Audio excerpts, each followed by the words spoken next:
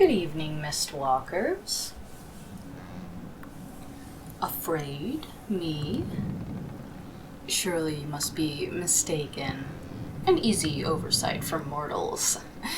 You are all so fragile. No, as you can see, I'm the best I've ever been. Oh yes, we're here for the story. But don't worry, I know this part by heart.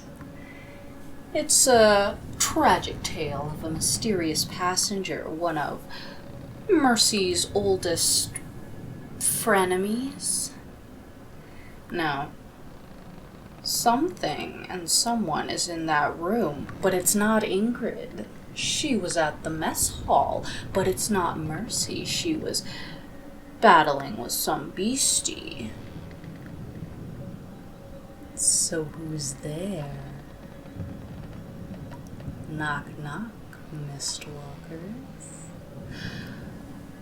Oh, Mercy finally got that kiss. And true love bloomed aboard the Endurance. Not forever, it seems. They have places to go, people to see, and the longer you're on this ship, the more dangerous it becomes to leave. I think Constantina is about to find that out the hard way.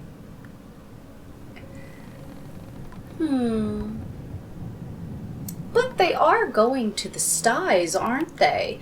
An infamous pirate cove filled with smugglers, thieves, and all sorts of naughty ne'er-do-wells.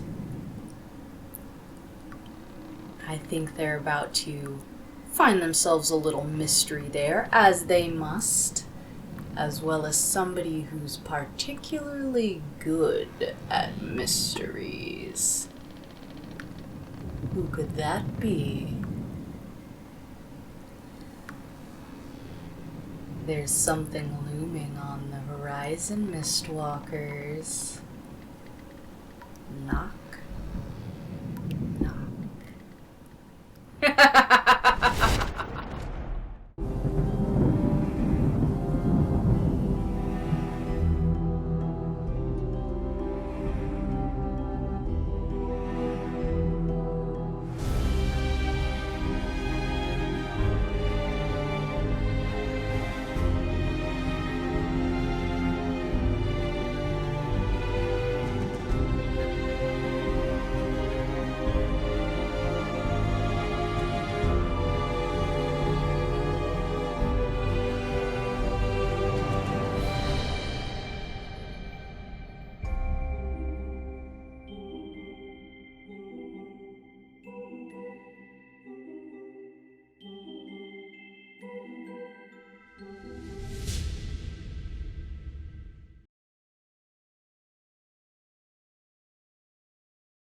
Good evening, Mistwalkers.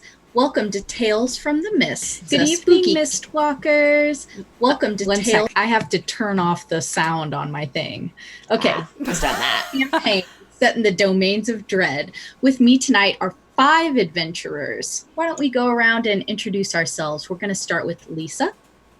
I am Lisa Penroe, currently in Hell, and I play your Tiefling Storm Sorceress, heart of the party, Mercy Albrecht. Broken heart of the party. That's the saddest thing I've ever heard. Kayla? Hi, I'm Kayla. I play Vasily, and I'm producing tonight, so that's why things might be a little goofy. Sorry for that double audio. That was my fault. I'm doing my best. Thanks. Ashley? Hello, I'm Ashley Warren, and I play Constantina Avshalomov, the Vistana Bard. My voice is still a little funky this week, so hopefully I won't cough through this whole episode. Hadil? My name is Adil. I play Vargis, and I get in that second Valium wind from my LASIK surgery. Yep. Okay. And our first mystery guest of this arc, Oliver, who are you? My name's Oliver Clegg. Huh? You don't have to say who you're playing. Oh, it's a mystery. Oh, great. I love mysteries. I was told this was like the Happy Fun Times podcast, and I feel like I've been misled, and it's too late now because I'm here. So, my name's Everything Oliver. is sadness. It'll be fun, I'm sure. We're here now. It'll be a great time. This is not a typical campaign. We have a rotating cast, which means we have 4 anchor members, being Lisa, Kayla, Ashley, and Hadil. And then we have rotating members. Now, we only have 1 rotating member this time, but we'll have 2 next week. So, Oliver, you've got 4 episodes to survive the mists, and then you'll vanish forever, and who knows where you'll go. Wow. Somewhere else in Ravenloft. You seem pretty at home here, so. Fine. Our showrunner, Lisa, has our announcements. Yeah. As always, we've got some giveaways going on. We're giving away some Mistwalker survival kits. They've got really cool postcards that Kayla has illustrated, a pin of Mercy's gauntlet with some red lightning, Tales from the Mist D6, and also some matchbook menagerie matches. To enter the giveaway, if you're in our live chat, enter !detective. Don't know why. Why would it be detective? That's weird. !detective to enter those giveaways. Also, I should probably shout out our awesome shirts that we've got on mistwalkers.threadless.com, both of which Kayla designed, including our new design, the Mist Fits. Very cool. You maybe saw us wearing them during PAX West. Oliver sees what we did there. We are both clever and spooky. I just kind of want to show off this cookie that my table brought me. Oh no, it's little cute. sheepy with pumpkins. Oh my gosh. Which I think perfectly captures the vibe of Tales from the Mist. You know, just something sweet, like a nice little sheepy. Give me that. A ghost sheep. Sweet. Some pumpkins. Give me that. It's a fun cookie. Happy times that you have to look forward to this evening. Give me him. And I now love I will that throw cookie. it back to TK. Thank you. I love that cookie more than I love my own life. Are you going to eat it, or are you just going to frame it? I don't know. It's like one of those cookies where it's like too cute to eat, Yeah. but also I'm in the middle of nowhere in Hell, Michigan, and have no access to other food, so this is probably my dinner. Maybe that's like, because you're in Hell, Michigan, that's like your sacrificial lamb cookie. Oh, okay. I like that. You too. Who doesn't like sacrifices? Yeah. Who doesn't like sacrifices? I don't like how you said it that time. What? No. It's okay, because I'm not targeting this at you. I'm targeting this at somebody who hasn't had to make a lot of sacrifices in their life. They've kind of just gotten by just being on the fringes of society, just sort of hanging out with other people. Vargis, you got a call last week. Yeah, for everybody who's wondering where Vargas was, he went to the 7-Eleven to buy cigarettes. He never came back. We both know he did not buy cigarettes. We both know he bought like Black and Milds. Cigarillos. Stop. Swisher sweets. Swisher sweets. I hate this. You got Black and Milds, and you got a fifth of Henny. I was gonna get like a red stripe, but okay. For those of you that don't know, both me and TK grew up in the hood, so Yeah. no, he got a call from a friend. From a A friend. friend. This is TK asking, who did you get that call from? Was it the same friend that you've been speaking to? Yes. It's complicated. That's our relationship status on Facebook. It's complicated. And when this friend called you and your pocket began to get warm from the magic of those sending stones, and you stepped away to take that call, and you heard his voice through that stone, Vargis, my boy, in the way he always does when he addresses you. What news have you got for me? I will tell him about what has happened with the ship, it being a ghost ship, and the captain seems fine with that for some reason. But I will also tell him about, I forget how they're pronounced, but the monsters we fought last time. The Sea Devils, the Sahuagin. The Sahuagins. Yeah, tell him about the Sahuagins and that Mercy is safe. Fascinating. I suspect she held her own. Oh, quite impressive. And the Vistana? Less so. Oh, question for you, TK. Vargis, I can't remember if Vargis knows that Constantina is a werejackal. She did transform during the finale. Yes, of last season. Then I will share that information as well. Now that's fascinating. Tell me, the passengers, anyone of interest? I will tell him that I have my eye on Ingrid. Ingrid. What a beautiful name. She knows Mercy. They went to the same school. And is she acting out of sorts at all? If it were me, I have a question why a girl like that would be on a ship like this. It's a very good question. Usually one only consorts with smugglers when they are smuggling. Yes. There's something in her room, Vargis. Yes, there is. I already got it, didn't I? Did I already get... No, okay. So there's something in her room. I imagine you want me to find that certain thing. A rosewood box with a flower etched in gold.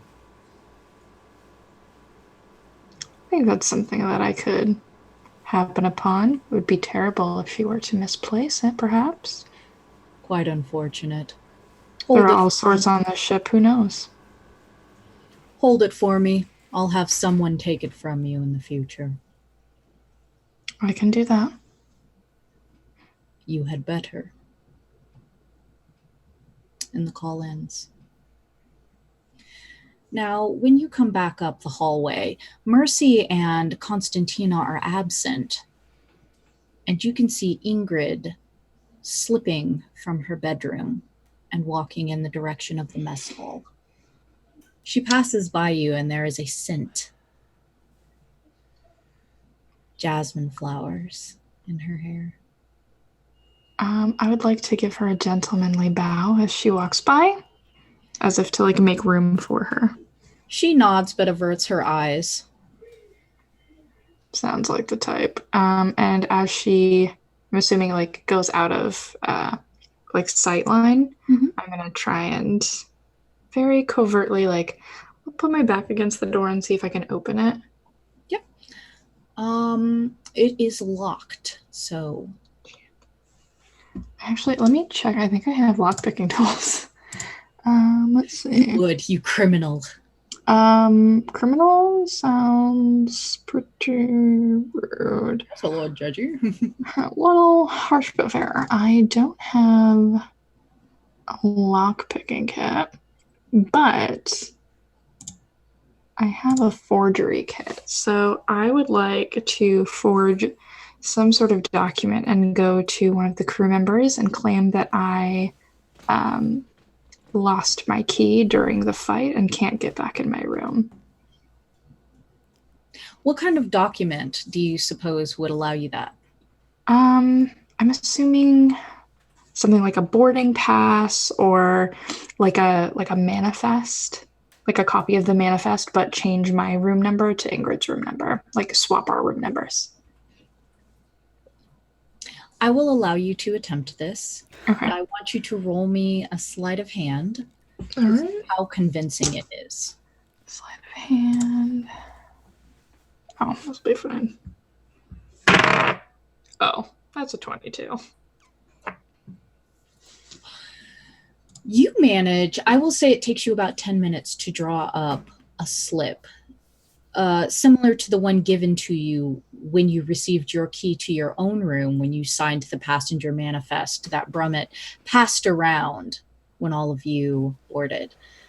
and you forge it to say that you are in the first suite, which is Ingrid's room.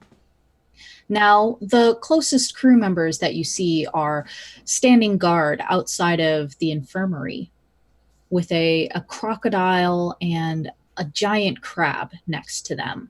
They seem uncomfortable, and they also seem, what is the word I'm looking for? Distracted.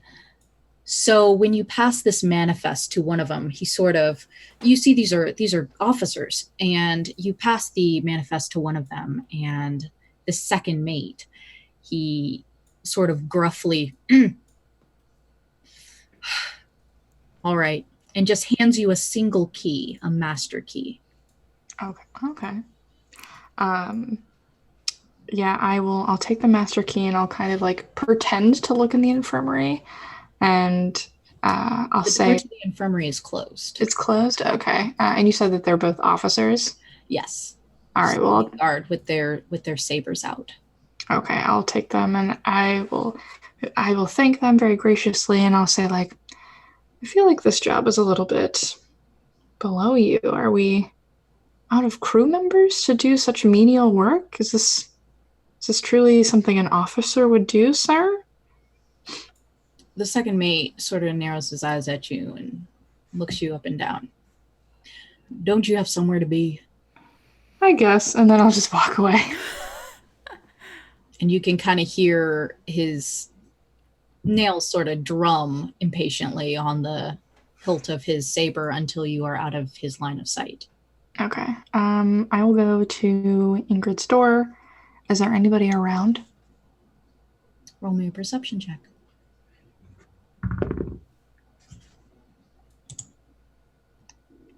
18? You don't see anyone. Cool. I want to press my ear against the door, but like I'm trying to open the door, and like see if I can hear anything in there. That 18 perception is going to carry over, and as you press your ear against the flat wood of the door, there's nothing there. Okay, I will give a very subtle knock on the door, just like one little like rap of a knuckle. You hear the echo of that knock inside of the room. Okay, nobody gets up to open the door? No. Okay, I will put my... I refuse to look in the keyhole. That's how you lose an eye. I'm gonna open the door very slowly. Or actually, you know, I won't open the door slowly. I will open the door like it belongs to me. Okay. You open the door as though it belongs to you, and you glance around the room. You see there's no trunk of clothing. There are no decorations in here similar to what a suite passenger may do. Now, you've stayed in many a suite, and there's no sense in here of what this woman's life is decorating this room. The bed is neatly made. There is a single mirror standing, adult-sized, and there is a desk. Okay, I will close the door behind me and lock it. Okay. And I will... Is there any paper on the desk? There is no paper on the desk. Let me see if I have... I have a sheet of parchment paper. I want to take a piece of it and like fold it up and stuff it in the keyhole so that if somebody is going to try and open the door, they're going to have a hard time doing it. Okay. Yeah, absolutely. I will allow you to do that with no roll. All right. You effectively block this keyhole, and even if a key went into that keyhole, it would knock the paper onto the ground. Presumably you would hear it. All right. So I will immediately go to the desk. And how many drawers are there? There's a single drawer in front of this worn wooden desk, and you can see by the sides that there are some splintered edges. The corners are rough but worn. There's a single armchair that does not typically belong to a desk, and it's definitely overstuffed. There's some filling coming out on the arms of it. It may be the nicest chair on the ship. I will pull the desk drawer open first. Very quickly. Do I see anything in there? You pull the desk drawer open and you do see some parchment and an inkwell and a quill. Have they been used? They have. Okay. I'll close the drawer again, and then I want to go to the chair, and where the stuffing is falling out, I want to stick my finger and look in it. Okay. Give me an investigation roll.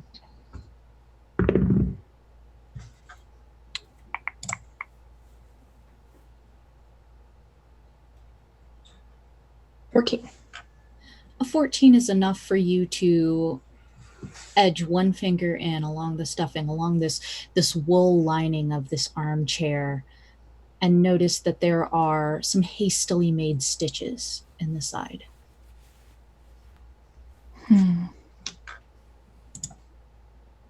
I want to do a quick investigation check to see if I hear anybody coming. I'm going to say that's a perception check. Perception check? Okay. Yeah, give that to me. Now, you have taken precautions against somebody coming into the room, so nobody will sneak up on you. I just want to see whether or not you're going to hear them. 19. 19? You don't hear anything. Okay. I'm going to... Let's see.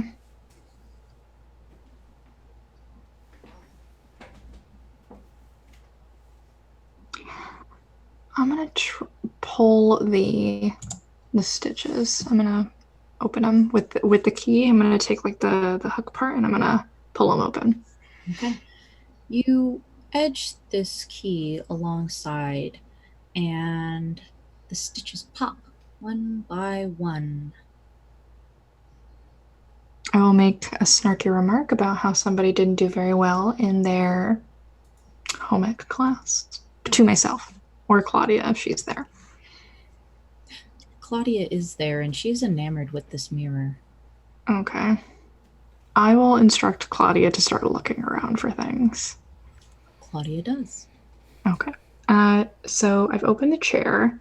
I'd like to continue to look on the inside to see if I find anything. As you reach your hand inside of the stuffing, is that how you look?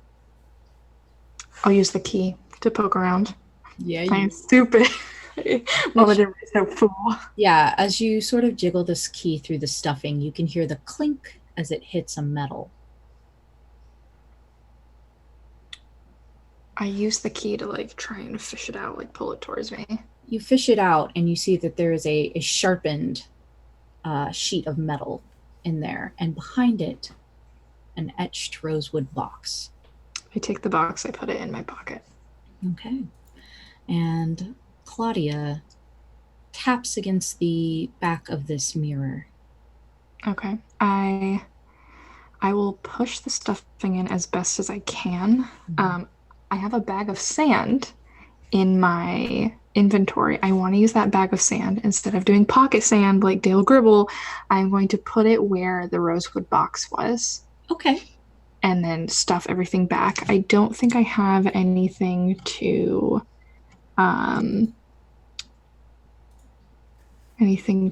Well, I have a disguise kit. Would there be a needle and thread in there, do you think? Do disguise kits typically come with outfits? Do you have a healing kit? I don't have a healing kit, but if I have a disguise kit, I'm going to assume that there's some form, because Vargis, there's some, like maybe a pair of gloves that has like a lace on them and like a leather lace, and I want to try and use that lace to tie up actually, no. What I will do is I will take, because this was the seat cushion, right? Mm-hmm. I'll just take it and flip it around. That's reasonable. So you flip it around, and Claudia is running her hands over the back of this mirror, and she says, "Simply fascinating." I'll look at the mirror, and I'll make a snarky remark about Claudia having a lot of mirrors in her house, like, at one point, but I'll look at the back of the mirror. And she looks at it with you, and you see that there is another mirror on this side. Is it like a hand mirror? It is a full standing mirror.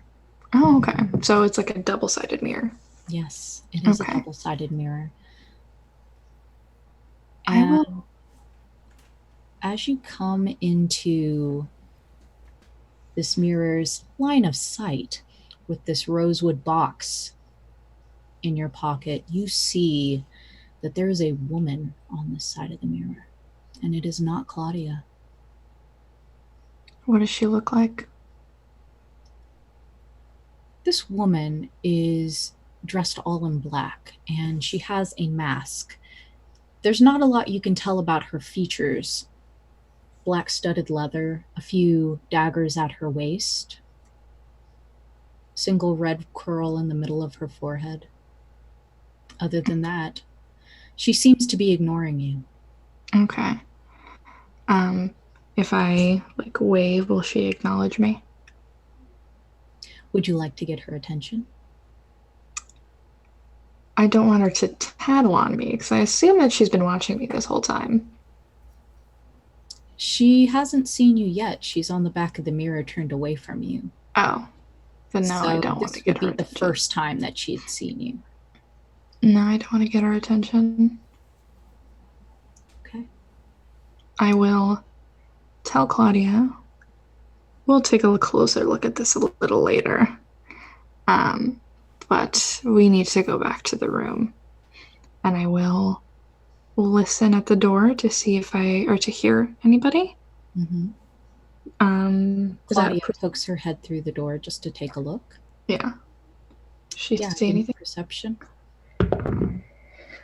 Perception. 16. 16. Claudia tells you, it seems clear. Okay, I will remove the piece of parchment paper. I'll put it in my pocket because I don't want anybody to find it. I will unlock the door. As you set your hand on this doorknob, you feel this electricity course up through the doorknob and into your hand. And a glyph appears on the back of this door. Ooh. I tell Claudia to take a look at this. Remember this. Mm-hmm. Your right glove catches fire. Cool. I would like to leave this place. I will, without caring if anybody sees me, I will fling the door open. You fling the door open, and there's almost an explosion that rocks you. Cool. The room doesn't shake. It just shakes through your body. Okay, I beat cheeks back to my own room. Mm-hmm. As you round the corner and you come down this hallway, you see that those officers and the crocodile and the giant crab are gone. You set your hand on your doorknob. Mercy approaches you. She asks you if you're okay. I look at her and go, is anybody okay, really?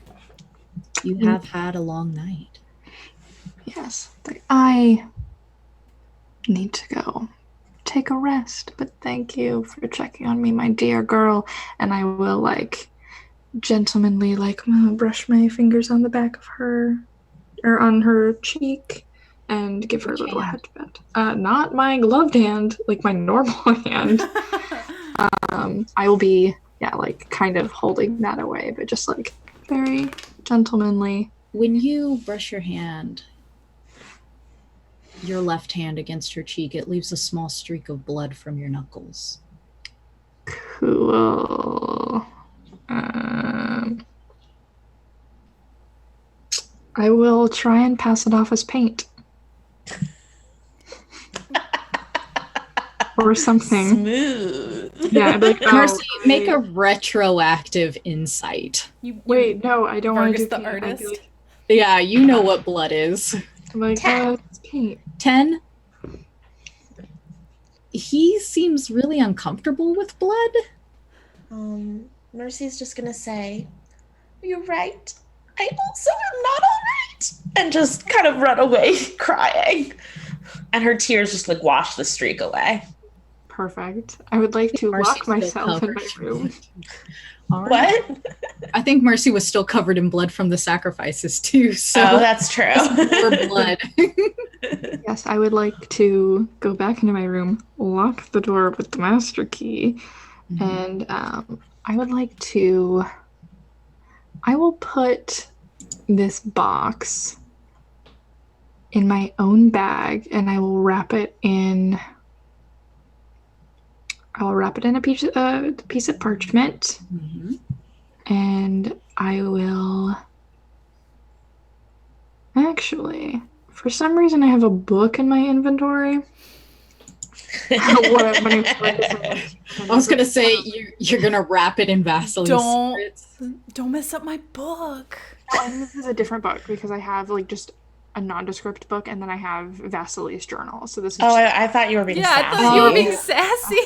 Oh, maybe it's your book of poems. Yeah, this is my pickup artist book. I clearly don't need it anymore. I'm gonna take my knife and like cut out. I don't need it.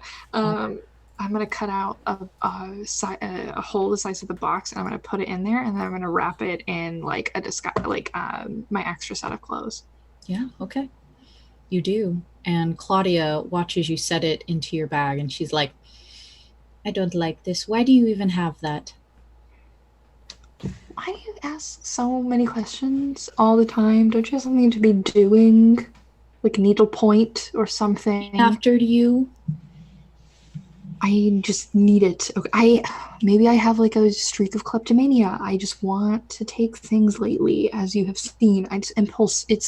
I can't help myself. You have been disappearing more and more often. You go to places I cannot go.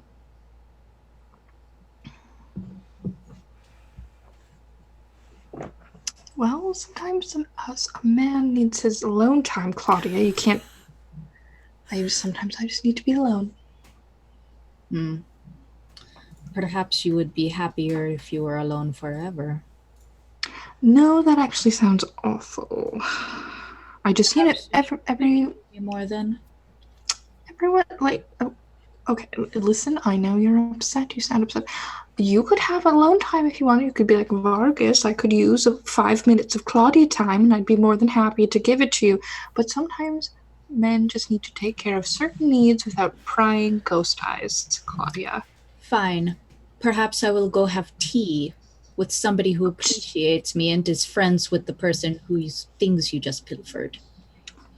Pilfered is so rude, Claudia. It's so rude. But yeah, of course, go have tea whenever you want. You know, you can do whatever. I'm not the boss of you. It's kind of the other way around. But sometimes a man needs to take care of certain. You know, it's too delicate to say in front of a lady. I won't.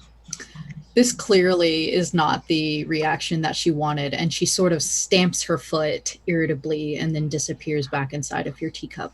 Okay. And then I just go, spectral women. Mercy, how do you spend the night? Mercy goes back to her room first, and she's looking in her mirror, and she's just like, tears are kind of streaking down through the blood that was on her face, and just, well, of course she didn't want to go off of the sheep. These, you and your friends, you're covered in blood. And she's kind of reverting back to her coping mechanisms of cleaning. And she's got like a little scrubby in like her box with like that she had the lemon and the different little cleaning potions in. And she does that thing in like the craft where like the girl does like her hands over her hair and it changes colors, except she does that and all the blood is out of her hair. And she puts on a clean dress because it's directional. And then she kind of forces a smile on her face. And she says in the mirror, "You don't need Opal. Everybody wants to be your friend. Ingrid wants to be your friend. Best friends. I should get Vasily and I should get Constantina and maybe Vargis will want to gloat with me and you can show me how to gloat properly. I don't see Constantina and I did it right. But you're looking clean. You're looking beautiful." And she like fluffs her hair and she just turns around and walks out her door, planning to find Vasily so she can go show off her friends to Ingrid. Vasily, where are you? I believe that I am in the lab. All right, so you have returned to Nicodemus's lab. Yes. It will take you 3 days to complete this breastplate. Okay. And that's not nonstop, right? Because I don't think I could handle this. No, nonstop. not Okay. nonstop. Okay. It will take you 3 days worth of short rests. Okay. So probably return there to work for however long a shift would be. I will go ahead. allow you to have a bargain, though. Can I hear what the bargain is first? Yeah, sure. Oh, your goofy ass laugh, I swear to God. What? You can finish this breastplate in the course of one long rest. Okay.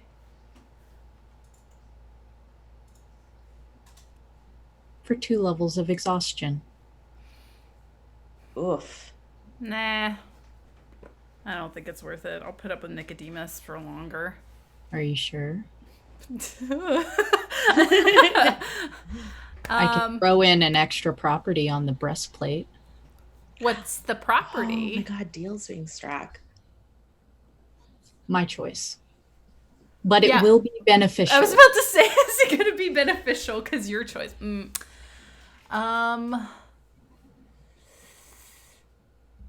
know what? I'll go ahead and say it'll be a +2 breastplate. Whoa. Okay. What does exhaustion do again, DM? Can you run that through me? Tell me. Lisa will know. I'll have to look it up, but Lisa will know. Oh, what the heck, TK? Why What? I don't know. I just... Like, yeah, I'll just look up level exhaustion. D&D. You love exhaustion. Hang Kate. on, I got it. Favorite. I am exhausted all the time. So at two levels of exhaustion, your speed is halved. Oh, I'll take that. And you have disadvantage on ability checks. That's fine. Okay. Okay. Calling me out like that. I'm sorry, Lisa. I was like, oh, Lisa would be really good at this. Sorry. I was trying to give you a chance to shine. God, you're making it worse. Let's just Yeah. move on. I'm sorry. Oh my god. Okay, so I took the deal. So it hasn't been a long rest yet. Nope. So I say I went back to the lab and came back afterwards. Just kind of was immediately after kind of started working on it because I'm pretty excited about it. As excited as I can be about the thought of having not AC 11. So Okay. Now, you know Nicodemus doesn't sleep, so this will be great. he doesn't what? He doesn't sleep. I knew that. None of your children do. Did they? Well, some of them eat. I know that. Oh, yeah. I know that. One of them eats a little too much, but he's a growing boy. He's growing. It's a growing it. He may never stop growing. Who knows? Well, you should know. Okay, so he doesn't sleep. It's great. So I guess do we want to hang out in the lab for a little bit? Is that what we're... Okay. Do you seal up the door to the lab? No, I leave it open because it would be really nice if someone would interrupt Where's the door to the lab this time? I always picture it in the floor, like it's like a little hatch, and then Which floor? Main deck, sleeping deck, or Oh, bilge? you mean in? I thought you meant where's the door in the lab, but you mean in the ship. Okay. The sleeping deck. Okay, so you like maybe in your room. Yeah. or Yeah. you're Yeah. in Yeah. Mercy's Yeah. room. For sure. Yeah. All right. Does Mercy know that's where it is? Oh, you know what? Mercy got changed in her room, so I'm sure she would have seen the open portal. Yeah, because we're sharing a room, so she knows. So, Mercy, you're able to just pop your head through. Okay, so I guess I stomped out the door triumphantly and like such an independent Mercy who don't need no opal. And then I'm like, oh, but I do need Vasily. I can't do this alone. So I turn right around and I kind of pull on the string coming from the ceiling. Okay. Yeah, and little attic stairs come down. I'm gonna go up just so like my head like over here is like poking into the lab. Okay. Your hoofs make a little clink, clink, clink up the stairs. And you can look around, and it looks as though you have stepped into a child's bedroom that has been repurposed for an alchemical lab. Oh, this is cute. Are you playing in this nursery? Nicodemus irritably looks over his shoulder. Mother? Quick question. Does Nicodemus have like those obnoxiously large toys from IKEA? Like the big Vasily? shaped plush toys? Well, Vasily? Yeah, yes, and they're all wearing lab coats. It very much looks like a startup company's like lounge room where there's like a ton of beanbag chairs everywhere too. It is very cute in here, Nicodemus. I love your science-themed playroom. It's not supposed to be cute. This is serious science. Oh, yes, it is very serious, Nicodemus. And she like leans forward and like boops him on his creepy nose.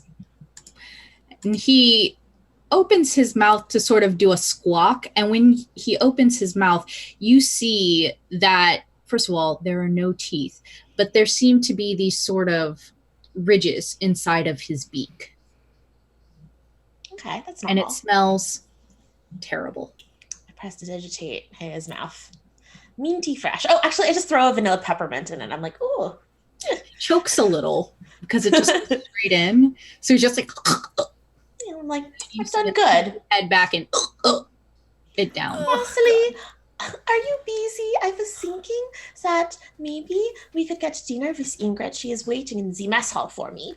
So as you say, Vasily, are you busy? Vasily immediately like drops all her things, like, and then she hears Ingrid, and she just slowly reaches back for what she was doing, and just, do we have to? Did you lose a bet? Oh no, Ingrid likes me now. Unlike, I don't know. Everybody likes me and wants to stay with me and be my friend. I've not been rejected by anybody today. What happened? Oh wait, I was there for that. Ugh. You were there, Vasily. Oh no, we're talking about that.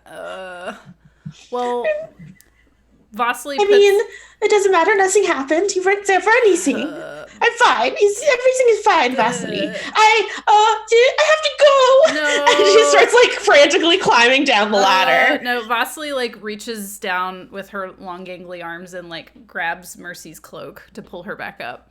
Nicodemus looks over Mercy Vasily's flails. shoulder and says, "Oh, that sounds simply awful." Vasily kicks Nicodemus. Just like backwards kicks him at the same time that she's grabbing Mercy. He grumpily goes back and like starts messing with his with the breastplate. Okay, and I want to pull Mercy back in, which she probably weighs like what, 2 pounds? So I'm like a lump on the floor. I'm like trying to be heavy. The saddest lump. Yeah. She just ragdolls up the stairs. Yeah, I ragdoll. Vasily like puts her hands on her shoulders and looks her in the eyes and says, you just need to, it's just me and you. It's always been me and you. You should always trust me, and then these things won't happen. You're right. I was hanging out with this opal, and I let her make me food for everything was in the right order, and we held hands, and there was that times that we kissed. Well, sort of. She kind of went through my body. I think she's a ghost. I don't know. It's all very confusing. Well, I'm not a ghost, and I'm here, and I've always been here, and let's just go get dinner with Ingrid and forget about all that nonsense. Do you think I'll feel better? What if I start to cry? Do you think Ingrid will think that is cool? If you get sad or mad at all, I will just light her hair on fire. Okay. Right. And she's still crying a little bit, but she's like trying to buck up. And she walks down the ladder normal. Vasily follows. Nicodemus starts to follow, but then irritably starts eating his licorice. Yeah. Vasily just like, as she descends the ladder, sticks a hand up and like waves him away back up. All right. So the two of you approach Ingrid's room. Is there anything you'd like to do before going to see Ingrid? Oh, should we get like a little plate of food or something to bring her as like apologies for leaving her in the mess hall by herself? Oh, like you mean cheese plate? Poison it? No, not poison. Just, some nice cheeses and some crackers, and no poison. No poison? Vasily, no poison. Vasily's like winking aggressively. Like, no, Vasily, no. Is your eye okay? Okay, fine. Okay. And I'll have like the little cheese plate and I'll knock cheerfully on Ingrid's door. You knock cheerfully, but you can hear there's rustling and very like muffled cursing behind the door. Oh, she seems very hungry. The door is ajar. Oh, I mean, I kind of kick it with my hoof. Oops. Ingrid! You can see she has torn her armchair apart, but there's not much else here. There's stuffing all over and what looks to be an exploded bag of sand. And you can see Ingrid. her irritable. She's grabbing she's just, I don't know where it oh no, I cannot believe this. I cannot believe that. How could this happen? Vasily, have you already poisoned Ingrid? No, I think she's just gone crazy. Ingrid, are you okay? We want you some cheese. And Ingrid will, no, I do not need food. I need my things. Somebody has stolen my things. It's okay. Maybe you misplaced it. We can help you look for it. I wouldn't misplace something like this. I'm not stupid. Oh, I mean, Vasily, I know you're not stupid. You've always been the top girl in class. And Ingrid, you can see Ingrid's like fingernails beginning to scratch into the wood of the armchair. Oh, well, what went missing? We will help you find it. I don't need your help, Mercy. You don't need me? Nobody needs me? Nah, Vasily like puts her arm in front of Mercy and kind of steps in front of her and looks down, like, I assume down at Ingrid. I think Vasily would probably be taller than her. Yeah, I think I see Ingrid as being a little shorter, but Mercy, how tall is Ingrid? 2 feet tall. Now.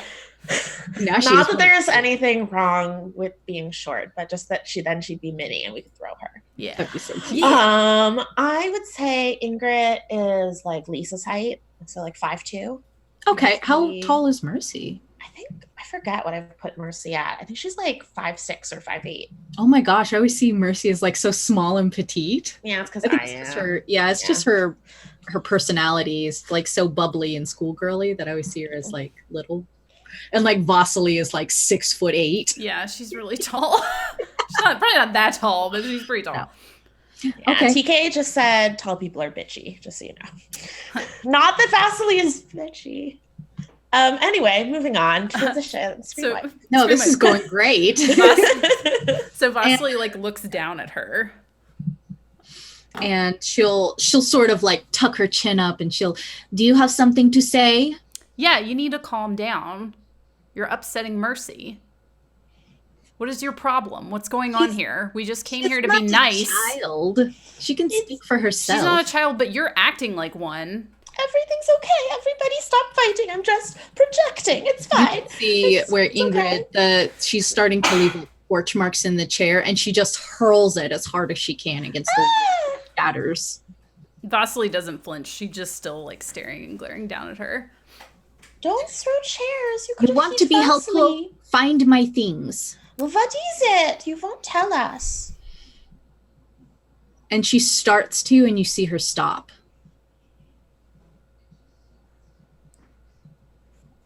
Are you? It is, okay? It is, You can't even remember what it is and you're throwing a fit? It is important. That is all that matters. Does this remind me of, I feel like we've spoken to a few other people who, I was thinking of the Meister singer, and I wasn't actually there where he couldn't say something. But you did speak to Edora Cragg, and she had a similar... Oh, where she couldn't talk about? Oh, I thought she just didn't want to. Now, she didn't want to, but it's a very similar thing. Roll me an Arcana check. Okay. Or history. One. Can I do it? Vasily, you can do it too if you'd like. Do it.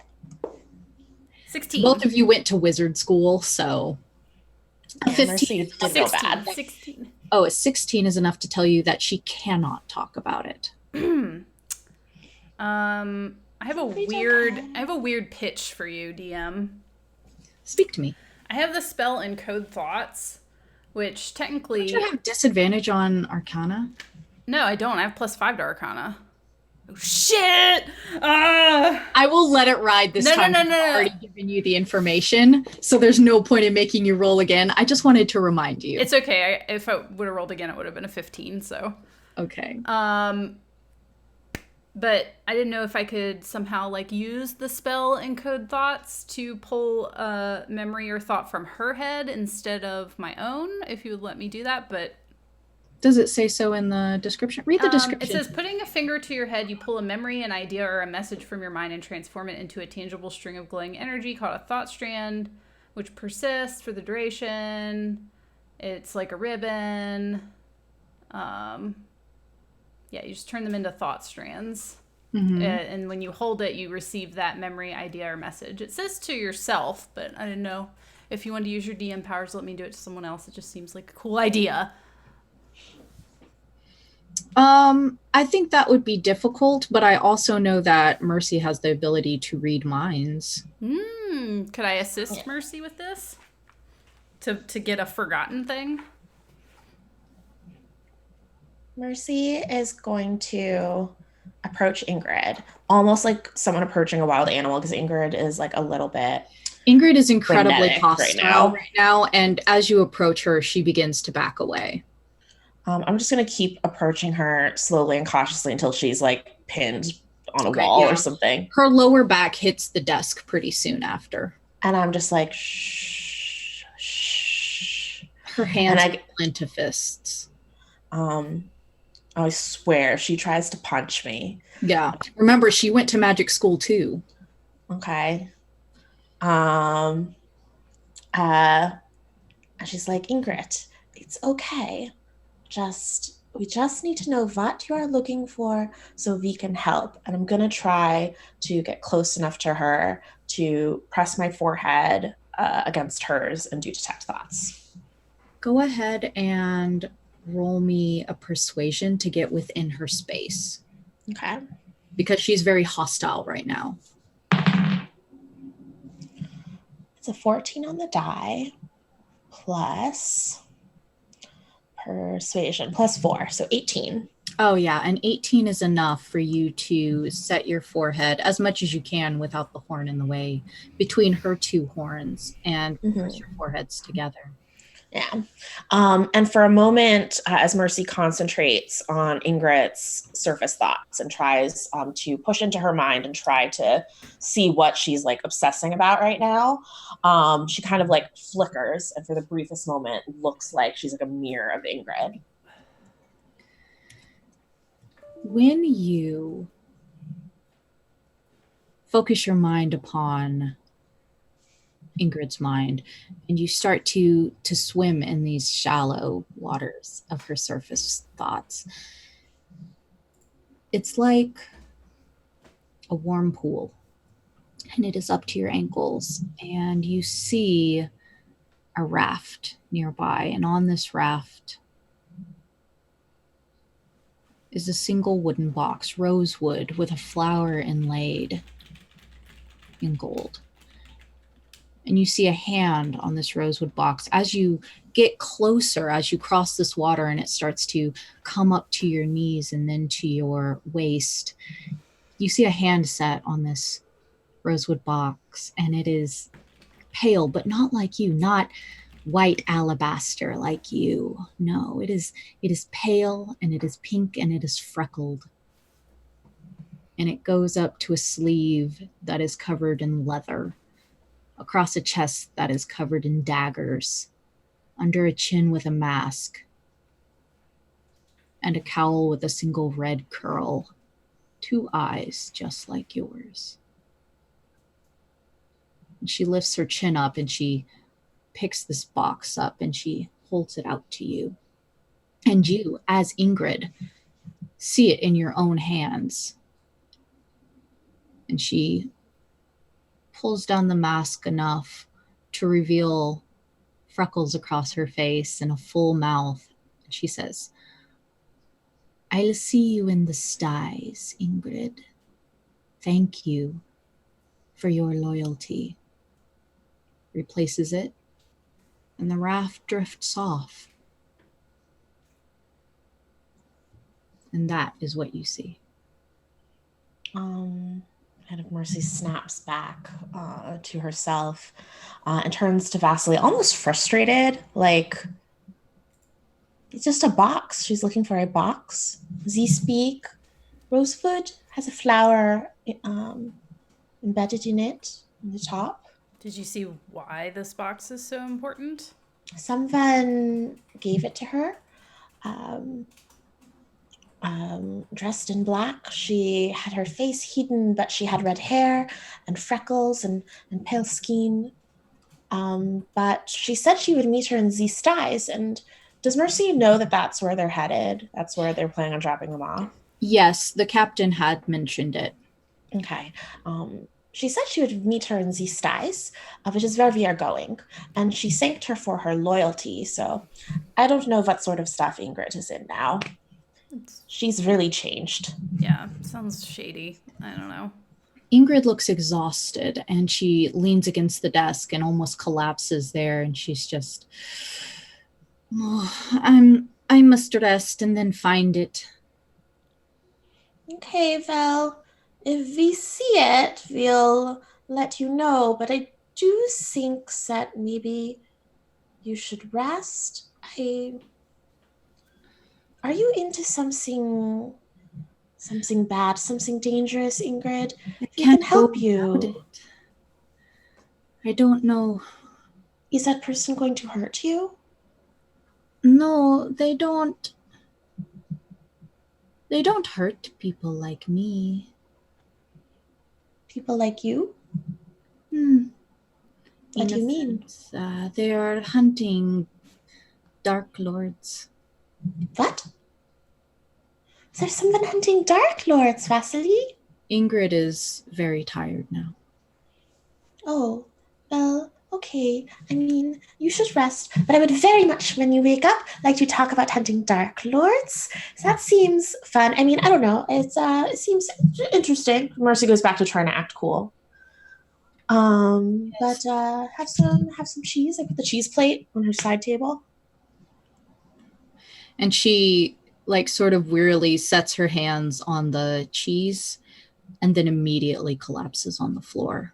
You can see a trickle of blood in her nose. Oh no, Vasily! Vasily like grabs Did the you blanket poison off. Ingrid while we were here? Vasily grabs the blanket off the bed and just like throws it over her, and it's like, no, she's just sleepy. Let's get out. Let's go. You see blood? No, she's just tired. Okay, I mean, we should look for that box. She seems real upset. Yeah, it's clearly not in here though. She's tore this place apart. Let's go look around and see if we can find it. Okay. Okay. Now, I would like to fast forward time a little bit. Just a bit. Do you immediately start looking for the box? Or is it something that you just keep on your mind? I would probably try for a little bit. Like, I'd go to the mess hall where she just was. Like, maybe she just brought it there and she didn't realize. Yeah. We'd probably look around a little. Like, you know, in maybe obvious places, like you said, just like, where would someone set something down? Mm-hmm. But not searching. I don't think we would go. Would we ask anybody, you think? Vasily wouldn't. Would Mercy? Mercy would probably ask Constantina and Vargis. She probably would check how Vargis is the next day, too. That's probably when she would ask. Okay. Just a brief conversation real quick. Vargis, when she asks how you are, how do you reply to that? Like, how I am in general? Or... You seemed... You looked like someone beat you up yesterday. Oh, yeah. Took a bit of a fall down some stairs. Haven't got my sea legs yet. Oh, we've been on the boat so long. Possibly 2 years. I feel like we should all talk about that maybe. But have you seen a box about Z-Speak made from rose food? My friend Ingrid, it went missing from her room. I thought Ingrid was the one that was mean to you. She was, but, well, I would say we were friends, but she was kind of mean to me again. But then she passed out. And anyway, she knows somebody who hunts Dark Lords. A box. Was it in all of her stuff that got thrown overboard, maybe, and she just forgot about that? Maybe. I didn't ask that. Yeah, it's probably at the bottom of the ocean. Oh no, I was hoping that we could find it and then give it to the groups that hunt Dark Lords, and then they would let us in, and then all of them would like us, and I'd find somebody new like Opal and fall in love. And she just collapses onto Vargis's chest and starts crying. It's been a day, okay? It's been a day. Okay. I give her awkward back pats. Yeah, I'm sorry, no box. No box. I mean, I could help you look for it.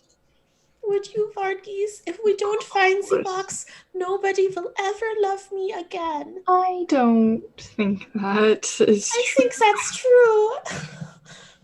Well, if it will put your mind at ease, I will help you find this box. Thank you, Vargis. If Vargis helps you, all of your attempts to find the box would be made at disadvantage. I mean, Yeah. It's not about the box. It's about Mercy finding love and moving past Opal, okay? I feel like Vasily would be suspicious of you because she knows you stole her book. Maybe I can offer to give it back. So she's going to be glaring at you the whole time that you're... And I kind of want to do an insight check on what he's saying. Okay. Would I get disadvantage on that? Yes. Can I use my inspiration to cancel that out on this roll? Yeah. Okay. Do I need to roll against her? Yes. Deception. Oh, fastly. It's fine. I got a 5. Okay, well, what is 16 plus 7? It's 23. Yeah, you ain't got nothing. I still glare. You can't bullshit a bullshitter, Kayla. All right. We'll say over the last few days, Mercy, do you make any attempt to reconcile with Opal? before you make port in the Styes? Every time Mercy like sees Opal in the distance or like accidentally crosses paths, she turns bright pink and like runs in the opposite direction. Fair. Or like if she sees her, just like falls over to hide behind something. As you,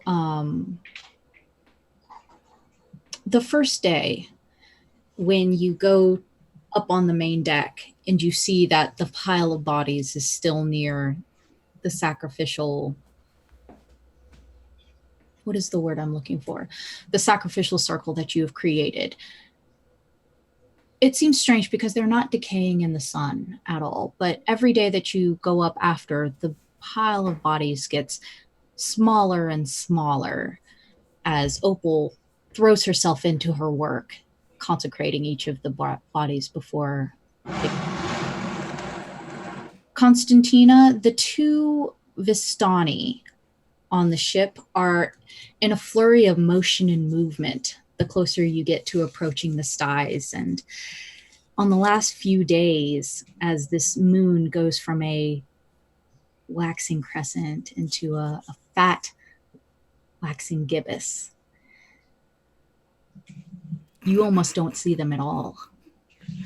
They're very concentrated on creating this wedding, getting ready for it.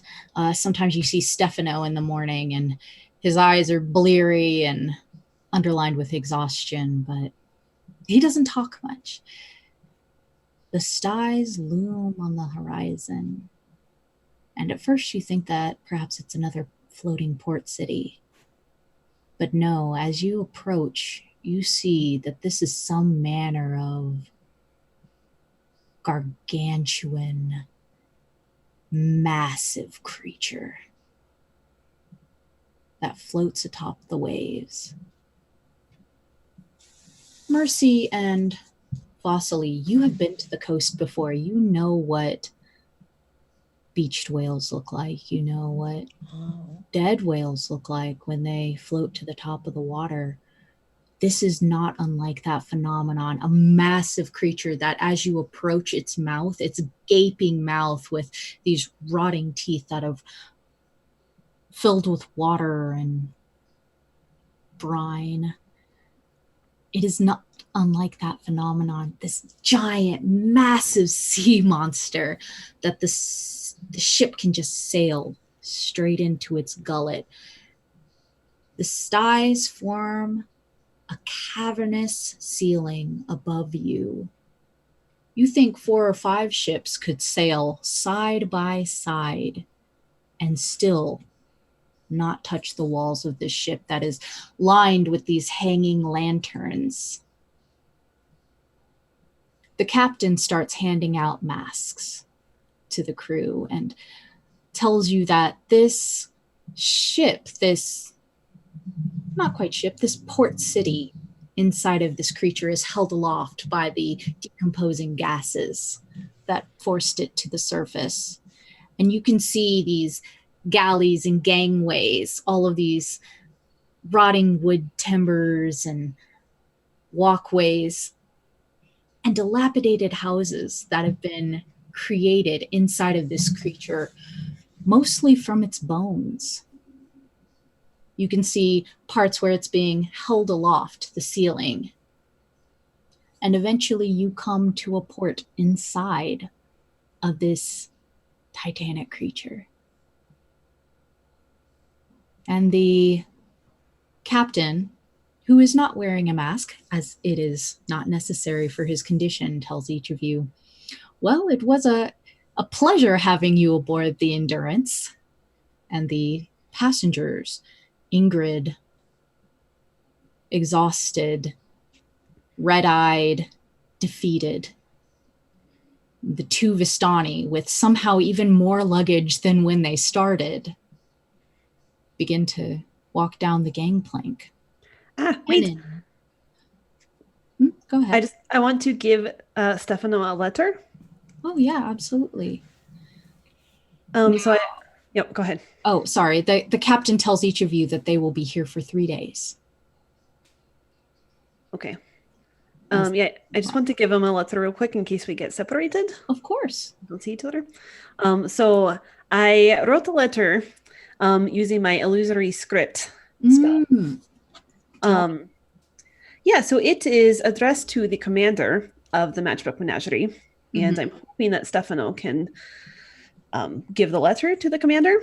And essentially, it says that you may have not heard from me in 2 years, but that wasn't really intentional because for me, it's only been a couple of weeks, I think.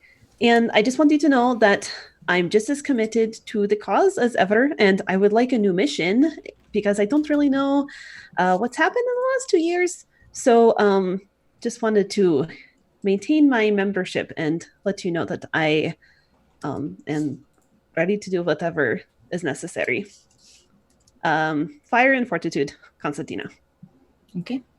And he smiles. He's like, I will make sure Rusa gets it. Rusa? Is Rusa the commander now? Yes. Oh, there's so much that's happened. He gives you sort of a sly smile, and he says, I hope to see you dance at my wedding. Oh my God. Yes. When is it? Also, can I play music at your wedding? Do you need a bard? I would be honored if you played music at my wedding. Bless. Well, where will you be? Where is your wedding? Oh, you can't miss it. It will be the talk of the city. Oh, so it's here. Oh, yes. Oh, okay. Great. And I think we're all here for three days. I thought I heard the captain say. Yes, that will be most excellent. We are hoping to have it in a couple days. So, as soon as all of the family has arrived. I love weddings. I'm so excited. I'm so happy for you. Are you excited for your wedding? I know there's like a lot to do.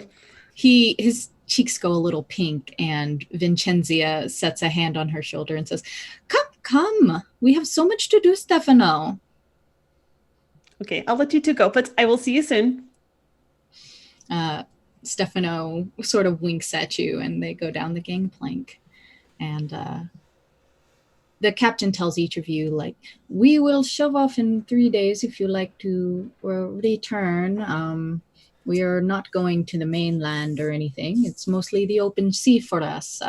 Constantina, we expect to see you back on board in 3 days.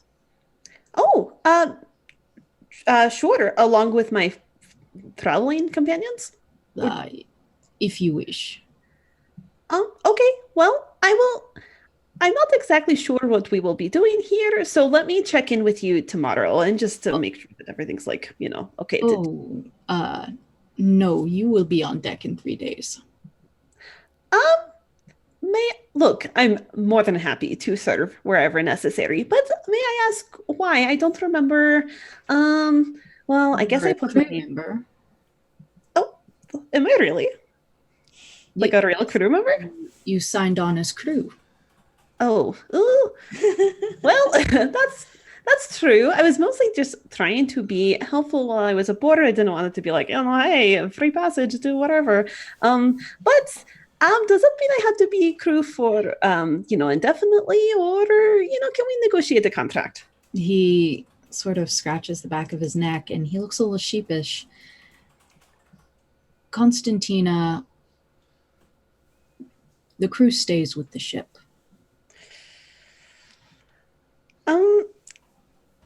Well, okay, so to be honest, like, I can't really stay in any one place for too long, and that includes on the ship. It's just part of my Vistana nature. Like, bad things could happen to me if I don't keep moving, so I don't really know. I mean, is there a way that I could, like, maybe pay my way out of my contract or do something else for you while I'm here? He sets his hand on your elbow and starts to lead you to the side. Constantina, the crew stays with the ship. If I don't know what that means. If you are not on board in 3 days, the ship will call you back. Oh my God, Kayla's face. Okay, so this is just a question, I'm just curious. If the ship is, somehow destroyed, does that also apply? The ship will rebuild itself. Okay, so I didn't really know when I signed the contract that that's how this would work. And so I would like to, I will do whatever it takes to get after this. Not because I don't really enjoy my time working on ships, and I would be glad to in the future, but I won't be any use to anyone if I turn into a creepy Mortu because I haven't, kept moving. So this will not be good for either of us. The captain sets both of his hands on your shoulders and says, I have not left this ship in decades. No crew member of the Endurance can set foot on land. I hope that you find a way to break that. Perhaps here. Do you also want, I feel like I shouldn't even ask, but do you also want to be this tie for you to be severed so you don't have to be on the ship anymore? And he gives a big smile. I would love that. Okay, good. Just checking before I, make this a priority. Okay, well, I will do what I can to try to figure something out in the next couple of days. But I have a wedding to go to. Days. Okay. Well, stay safe in the meantime. And he sort of gives you a side eye and then looks around his ghost ship. I'll do what I can. All right. Okay. Vasily. Vasili's, I guess, on the ship and just pokes her head out and is like, what? Hi. I have an urgent request for you. We need to figure something out in 3 days. What? Smart. Figure what out? Okay, so you remember when we came on the ship and we all had to sign our names and and we all signed as a passenger because we're not crew on this ship. Well, I did not do that because I was trying to, be helpful, but sometimes I make bad decisions, as you well know. So apparently that means that I am now connected to the ship, which would be cool, except that that's I don't really like doing things against my will, as again you also know. So I need you to help me figure out a way to break up this relationship between me and the ship, and also to help the rest of the crew because I don't think they want to do this either. But basically, after 3 days, I will have to go back with the ship, and I really don't want to do that. I would rather be with you. Why? Why? Fine. Vasily wants to go back up to Nicodemus's lab real quick. Just stomp off and do that. Well, actually, I'm going to grab Constantina's scarf and drag her as I stomp off. Okay. You're pulling me by the hip. Yeah. That's fine. I'll allow it. All right. So I take her to Nicodemus's lab. And I assume Nicodemus doesn't have a problem with Constantina, but I don't know. I don't know. He sees you both coming and is like, I suppose we'll just let everybody in, Mother. What is the point of a secret lab if everyone can find it? It's still a secret. Only certain people know about it. I have Mercy walks under the portal and she's just waving at the portal. I'm here too. Hello, Nicodemus. Oh, your lab's so cute. I hate it. I give Nico a candy in good faith. What kind of candy? I think it's probably chocolate. Nicodemus will take the chocolate from you and say, oh, how thoughtful. And then sort of to the side and drop it on the floor. Okay, I definitely see that because I have an 18 passive insight. So. Oh, yeah. He'll and just drop it on the floor. Vasily clears her throat and holds her hand out behind her back and she has a licorice in her hand. He will take the licorice. No, I'm handing it to Constantina. Oh, jeez. Never mind. I take it and then I'm like, how about this instead? He's like, And he takes it and he'll down the back. Oh, So I'm glad you like that one. Okay. I need you to pause what you're doing. And we need to shift focus onto this issue that I'm sure you're aware of, where people get their souls tied to the ship or something. Do you know about that? Oh, yeah. None of the crew can leave. Yeah, we want to except me. We want to fix that, apparently. Wait, did you just say you could leave? Of course. Wait, how can you leave? Well, it's about the souls. And Nicodemus will like look at Vasily is like, you want to explain this to her? It seems pretty easy. No. He's special. He's different. He's good. He's great. And she All of pats us are. Nicodemus on the back. I agree. He's a very good boy. But okay, this might be the key to us figuring this out. So It's not. I don't have a soul. It's not the. Okay. I'm just animated flesh. Yeah. Oh, but you're such a good animated flesh boy. Thank you. Yeah, you did a good job, Vasily. But yeah, so he's not the key unless you want to turn everyone into homunculi. No, I would rather not do that. And I don't really think that's an option for me to not have a soul. That's pretty much all I am. I mean, it might help you a little, but whatever. Vasily. So we need to figure out how to save everyone or whatever. I don't know. Do you have any thoughts? You're the most familiar with this ship. I suppose whatever cursed the ship could probably fix it. So it's cursed. So could we just like remove the curse? Sure, if you could find somebody powerful enough. What level? Yeah, on a scale of 1 to 20, how powerful? Is this for Nicodemus? Yeah. Or... I'm asking Nicodemus. Nicodemus will smile and shrug. I would like to try. I have actually the remove curse spell. I would like to try to just like touch the ship and cast it. Just to see. I will tell you as the DM, if you touch the ship and cast remove curse, it will not work. So if you would like to waste that spell slot, you are free. I'm assuming that have we long rested since we fought stuff, or? I mean, Vasily hasn't, but you have.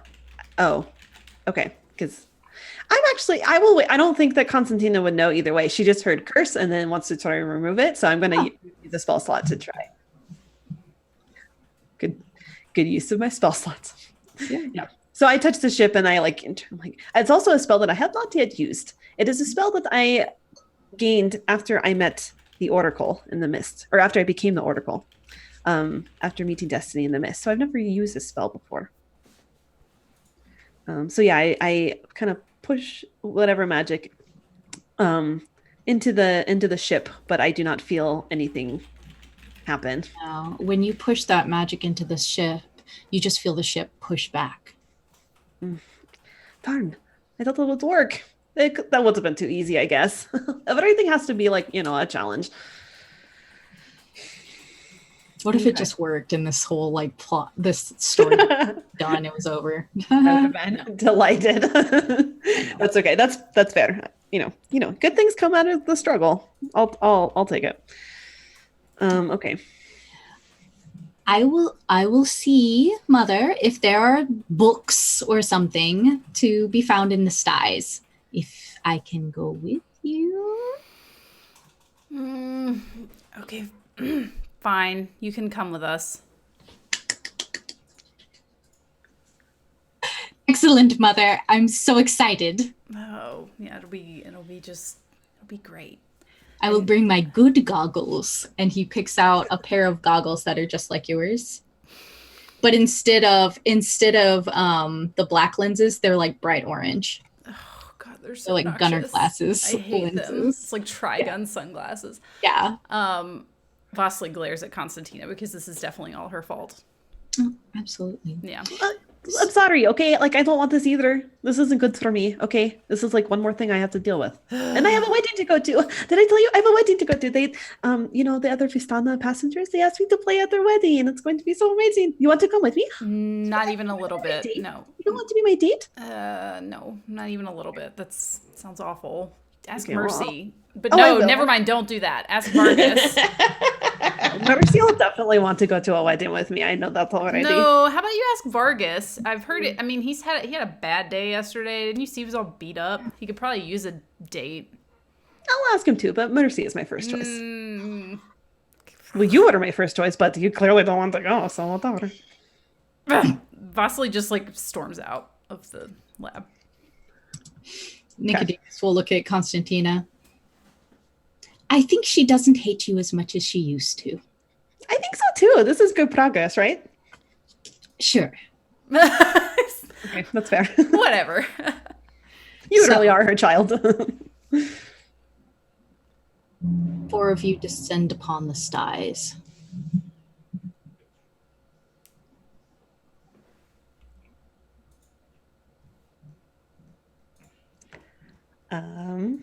Is there anywhere to go shopping? This is a port city. There's a merchant district. Oh, also, what do our masks look like?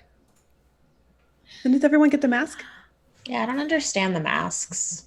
Is The it masks because are it's smelly and gross? Yes, Or, they are. okay. They are like a breathing apparatus. So, Lazarus, you are part of the welcoming party that waits for Stefano and Vincenzia to get off of the ship. I would like for you to first describe the masks that most of the denizens here wear, and then describe yourself.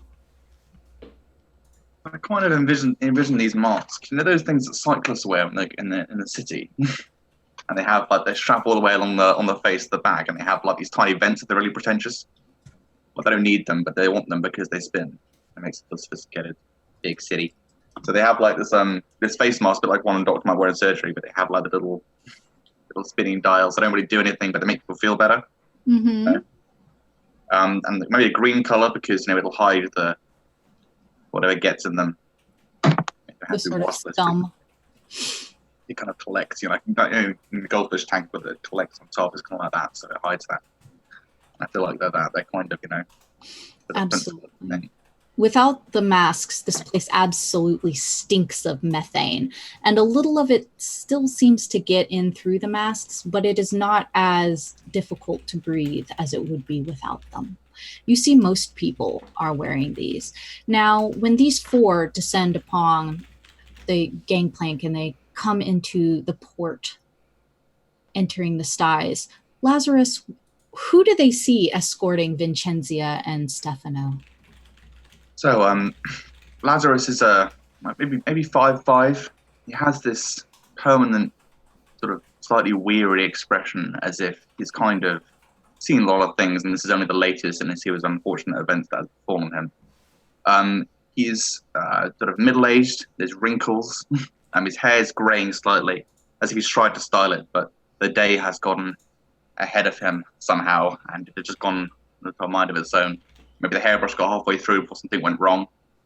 And he has this quite distinctive brown trench coat with a large silver badge on it that clearly he polishes. The one thing that's clean, he must dote on it.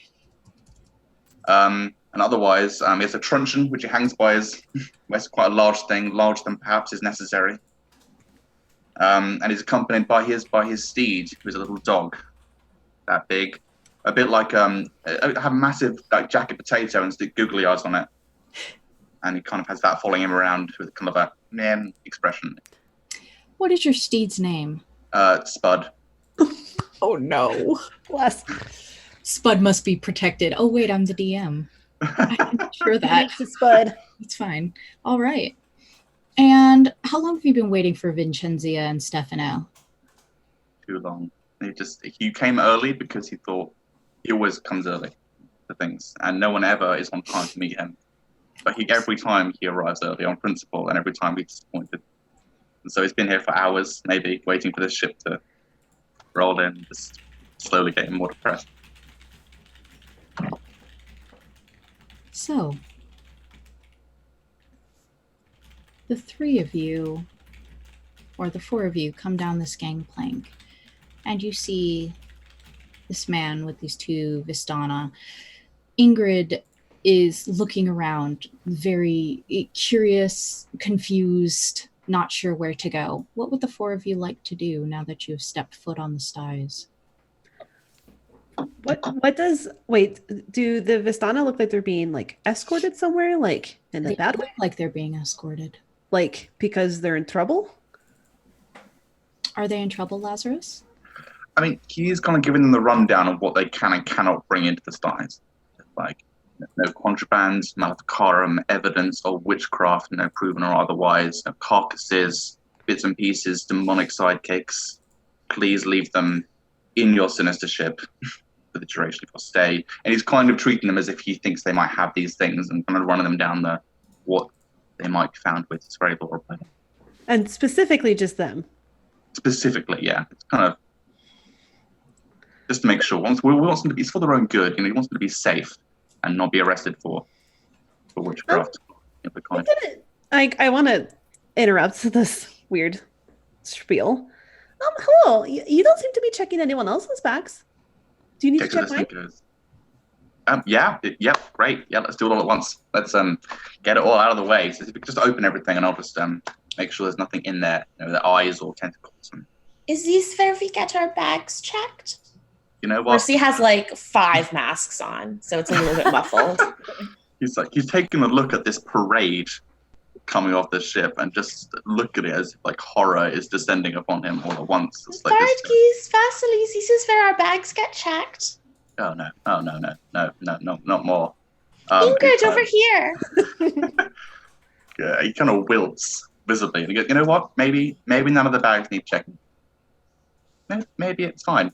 You just maybe everyone's trustworthy and nobody will be engaging in activities whilst in the Styes. Are we all on board with that? That sounds great. We're just here for a wedding. The wedding, that explains. We've had a lot of characters. Vincenzia smiles at you, Lazarus, and says, yes, we could use an escort. My son is the groom. It's been dangerous. He said around to your lady. I suppose if you would allow me to accompany you, way. I would vastly prefer it, Constable. He kind of looks around and goes, all right, Spud. He says, go on. Lead the way. Spud just looks at him as if he has no idea what that means. So he just kind of picks it up. All right.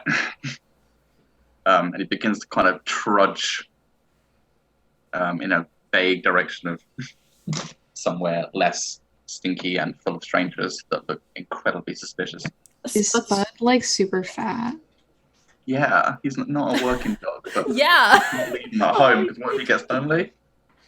Oh, he reminds me of Chonker. Yeah, it's like Chonker. That's all Lazarus has. Oh. I will protect this dog with my life. Yeah, you will. Oh. Can't let the dog too much. Oh, no. No, I would never kill a pet on screen. You can't, because you know who would think less of you? Samson. I don't give a fuck what that cat thinks. Who would care a lot? That's a lie. Yeah. It's true. Can't believe you just lied on the internet. Yeah, in front of everyone. Do that. Just go on the internet and tell lies. Yeah, people do that. So, Lazarus, you know that this wedding is taking place in the southwestern district of the city. It's a lovely district. It's considered the high quarter. It's definitely where it's nearest to the mouth, so it is where the ship or the sea monster that the Styes is contained inside of is the most buoyant. So there is less muck and water in the streets than if it were, say, in the lower quarters or the alchemist quarters. Buoyant. I like that. I love the fact that estate agents would describe the area as buoyant, naturally buoyant. Buoyant. I love it. Yeah, he just begins to kind of trudge off towards the more buoyant area of the ship. Like, it's almost elegant, he thinks to himself as he's kind of walking along. I love it. Mm-hmm. Perspective. How long has Lazarus everybody established? Lazarus born and raised here, is this unusual to him? That's 100% up to you. I kind of think he doesn't see it, Mm-hmm. I will say that because Lazarus is a paladin and because this place is a hive of scum and villainy, a pirate cove, perhaps there's more to Lazarus than meets the eye. I wonder why he would be here. But everyone has their reasons. Lazarus knows that better than anyone. You trudge through this ankle-high dredge. And the two, Vistani and Ingrid, trudge with you. The 4 passengers that just got off of the Endurance trudge with you. Nicodemus trudges with you. Until you reach this large inn. And like most of the inns here, it is a shady establishment. And the guards outside that ought to be constables, but perhaps aren't, sort of give you a weary nod of the head. And they eye you just as suspiciously as they do your companions. Inside of the inn, the main room is decorated in bright colors that Constantina would recognize as Vistani. Perhaps not her clan, perhaps not her culture, but similar. The roots are similar. There is music as musicians tune their instruments in the corners, and there are some very rough individuals here, possibly around 15 or 20. Vincenzia and Stefano break away from the group of you and start to make themselves right at home. Ingrid looks afraid. I would like to go stand by Ingrid. Ingrid looks grateful. Oh, did you sleep okay? Are you here for the wedding too? No, I am meeting someone. Oh, is it the person with the box? She looks at you and you can tell her eyes are incredibly bloodshot and getting more so as she considers answering you. Did you get any sleep? You don't have to answer. You seem worried. Are you worried? You seem anxious. I should sleep. I should go to my room. But are you meeting someone? I should go to and you can see a trickle of blood from her nose. Ingrid, go get some rest. It will be okay. It will be all right. It will be all right. I don't need help. I think it will be all right. Get some rest. Don't leave your room. She grabs your hand and she squeezes it very tightly. And she looks up and her eyes are wide. And then she drops your hand, breaks away from you, goes to the desk. She speaks with the innkeeper, who gives her sort of gruff motion with his head. She passes him some silver and he inclines upward on the stairs. She immediately flees upward. When Mercy can't see Ingrid anymore, she casts Disguise Self. Okay. Who would you like to disguise yourself as? Ingrid. Okay. We'll hold on to that. Mm-hmm. Lazarus, Stefano and Vincenzia break away from you. And a man in a long dark coat approaches and he... Constable? Who is this person? Do I know this person? Do I know her? Do I know him? Is that a thing? This seems like one of Ulrich Drake's boys. It's a slight incline of the head. So small as if almost to be imperceptible. Captain thanks you for the escort. Can't have the groom getting robbed in the streets. No. Then, what would he be doing with his free time? Forced. So, everything good? All the preparations well? Everyone happy? Yeah. Just had that hang-in. So, things should be taken care of. Yeah, solve all the problems. No more incidents then? Everything's quieted down? Everything's fine? Nobody heard anything else? Because if you did, it wouldn't be related.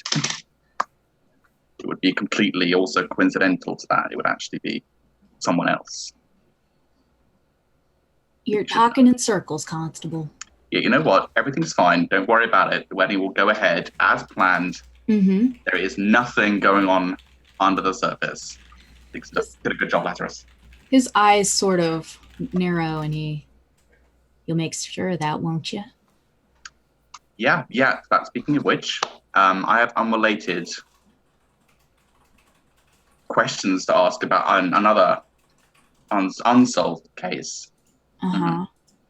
Yeah. That I also have to deal with soon. That isn't related to this. Kind of begins to slowly back away from this conversation. As you start to back away, he kind of steps in a little closer and takes a pointed finger in the middle of your chest, just sort of jabs you in your sternum. Make sure it stays solved. Yes. No, it's definitely solved. We'll be right on that. And he nods very aggressively and goes back to a table to play cards. I would like the other 4 to make me a quick perception check. I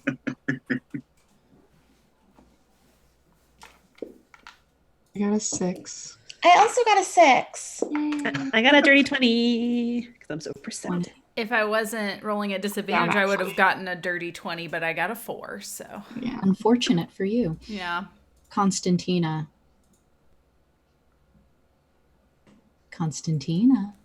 Yeah.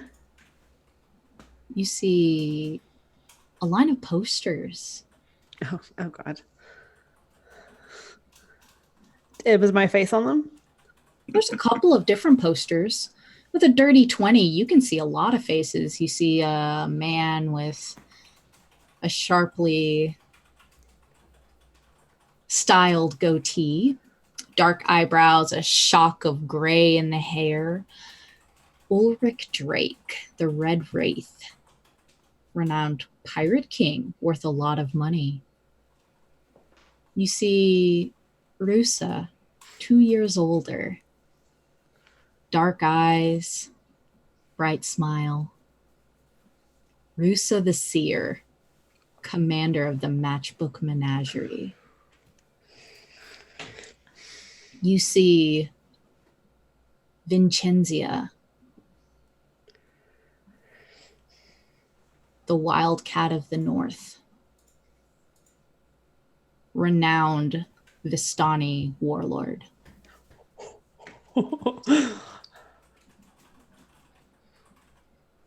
You see Constantina Avshalomov,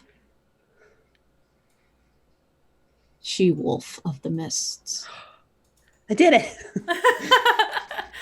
Oh God. Okay. Of all of them, Constantina Avshalomov is worth the most. That's fair. I mean, as it should be. But the face in the poster is not yours. Oh shit. We're allowed to swear on this channel. Guess I'll find out. Too late, you did it. Yeah, we're canceled now. That legit caught me so off guard. Whose face is it? You don't know.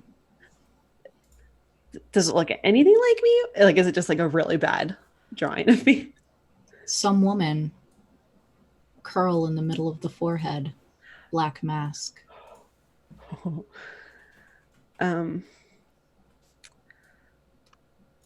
Okay. I would. There's a lot of people in the room, right?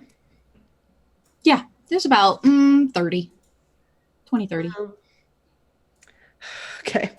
I would like to, kind of like shuffle over to the wall where the posters are and try to take one down,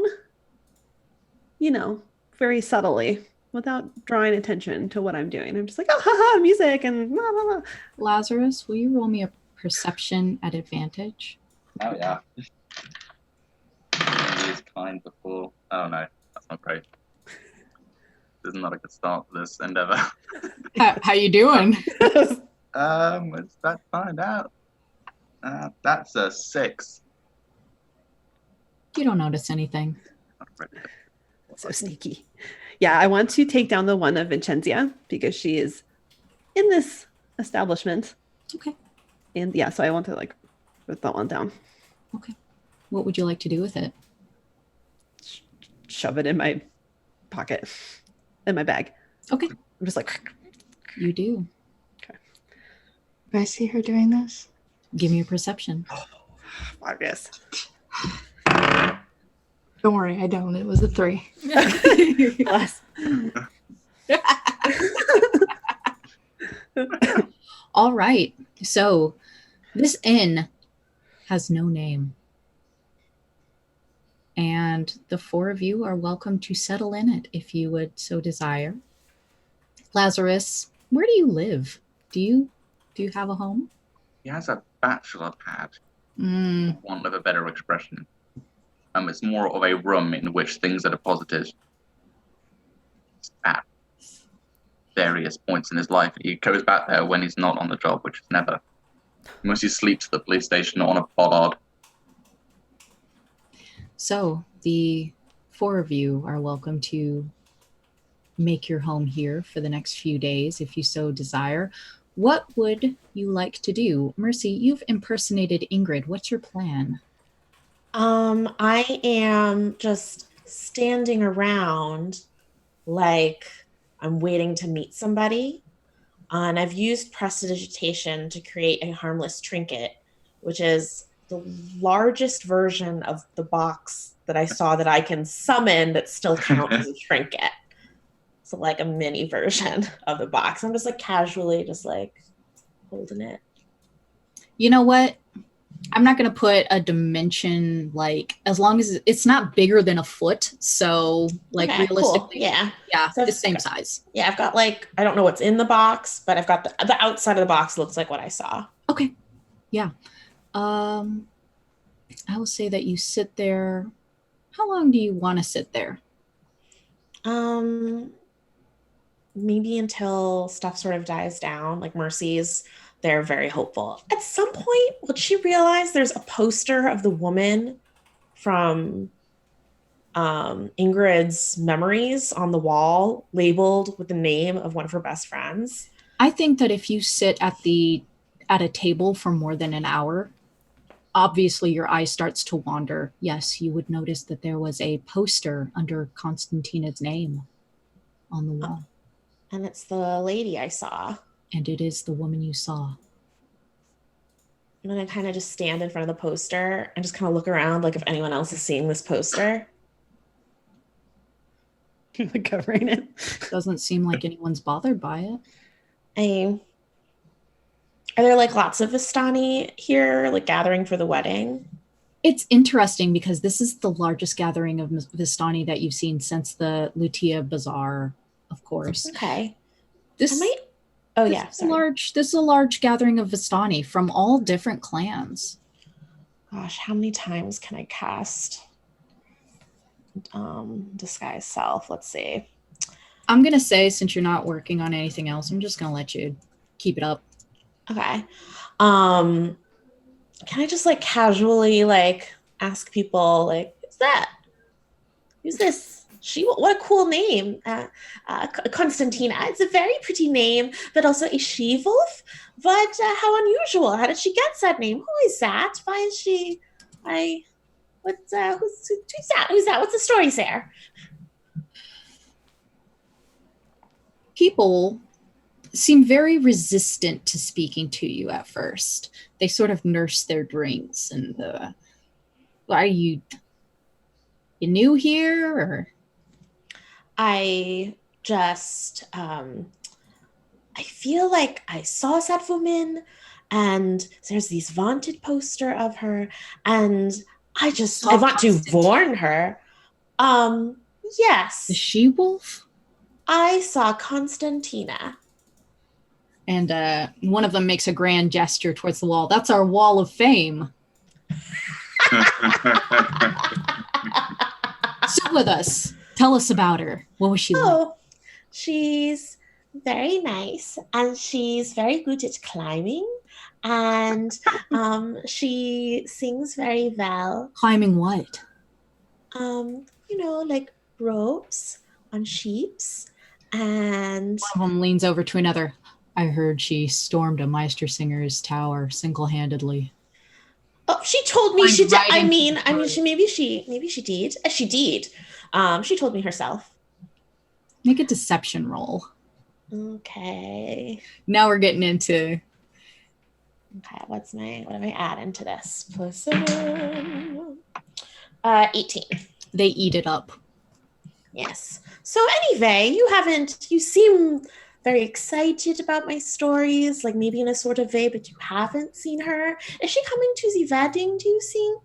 Oh, nobody's seen her. Not in a while. She stays on the mainland. Oh, on the mainland. Okay, because I thought she was supposed to meet me, but I didn't know if it was because of she was in town for the wedding or something, or I don't know, but Give me a broad insight check. okay. Broad insight. Yeah, so you're inciting multiple people while doing this. Oh, okay. It is a 12. A 12. They each seem a little surprised. One sort of like furrows his eyebrows, but other than that, you can't really read them. Okay.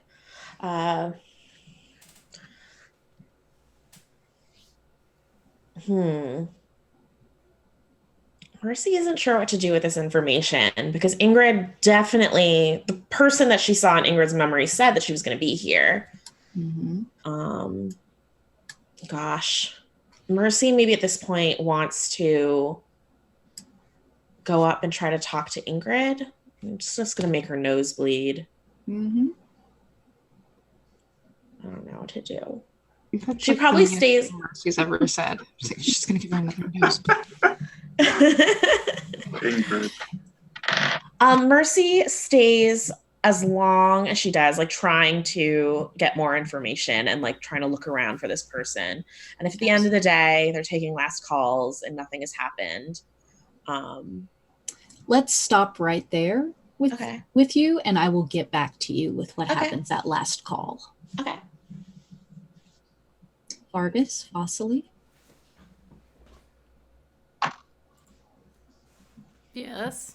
What are we doing? Nicodemus is with you. Boy. Oh, have you met Nicodemus? Are any of you getting rooms here?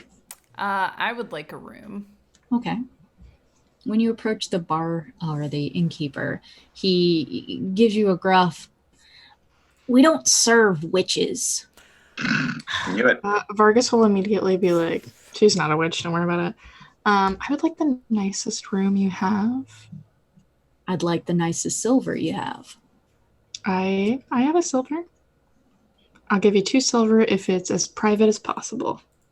Vargas glances, or the innkeeper glances over Vargas's shoulder and locks eyes with Lazarus. Oh God. Kind of gives him this kind of, what are you gonna do? 10 As if silver. Vasily shoves Vargas a little bit because it's very obnoxious that you did that, and puts a gold piece down on the table and says, I want that room, and I'm not a witch, I'm a scientist.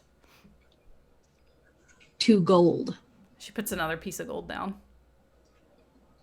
A night. 2 nights. 4 gold. 3 gold.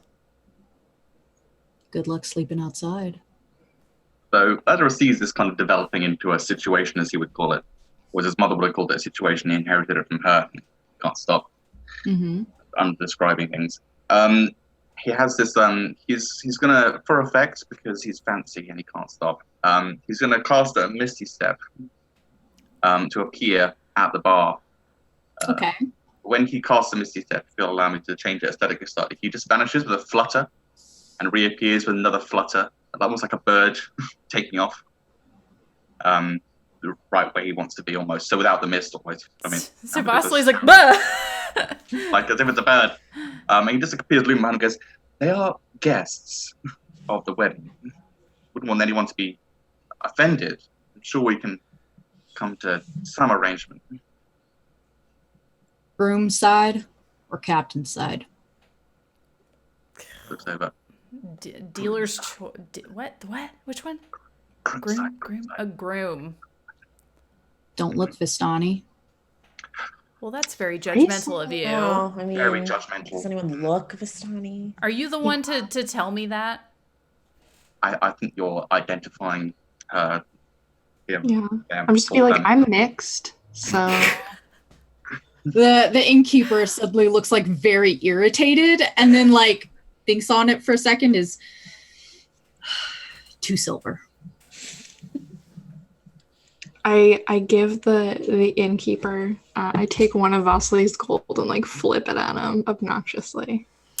The innkeeper snatches it out of the air and shoves it into his apron pocket without giving you any change. Don't want change. Upstairs to the right. Thank you. I grab Vasily by her. Oh, perfect. I love this trope. I grab Vasily by her arm and just start leading her away from the bar. The innkeeper will lean forward at you, Lazarus, and it's your only favor this weekend. That's fair. Lazarus kind of sits down, kind of wilting Get again. outta I'll be gone. Will I offend anyone else? Oh, he's like sad Batman. I like He kind him. of picks up the spud from the bar. Goes, well, if that's all. I kind of Gotta go love make sure Lazarus. And Bug I gets don't want his anything medicine. to happen to him. Constantina, after you rip down the poster, what do you do? Well, I'm trying not to panic and be weird, so I would like to. Do I see any of my friends? You saw. Did you see Mercy turn into Ingrid? Mercy? Are you asking me how sneaky I was being? Yeah. I don't know if she was necessarily trying to be super sneaky, but there were a lot of people and it seemed crowded when it happened. So I will allow you to be as sneaky as you wanted to be, because I should have asked you back then. okay, I don't know, medium sneaky. Does that help? I'll say Constantina noticed, but not much anybody else did. Okay. Your party members noticed that you transformed into a different tiefling. Yeah, I know it's. I'm like a little distracted by other things that are happening, but I would like to cast message on Mercy, and I'm like, don't call me Constantina while we're here. Call me something else. Call me Tasha. Okay. Call me Ingrid. Oh, okay.